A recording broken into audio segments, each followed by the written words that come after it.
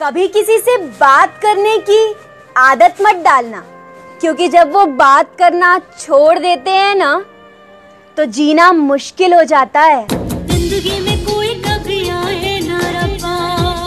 छोड़ दिया मैंने लोगों को दिल का दर्द बताना, वो समझते कम मजाक ज्यादा बनाते हैं।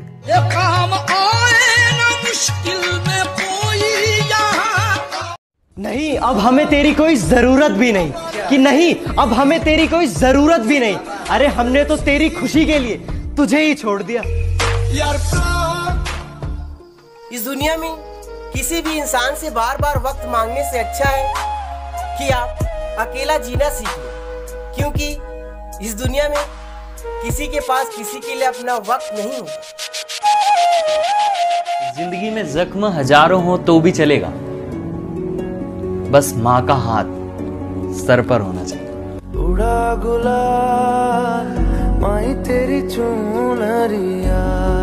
हम गांव वाले तुम शहर वाले, चलो फिर से एक मुलाकात देख लेते हैं। कि हम गांव वाले तुम शहर वाले, चलो फिर से एक मुलाकात देख लेते हैं। तुम औकात देखकर बात करते हो, हम बात करके औकात देख लेते हैं।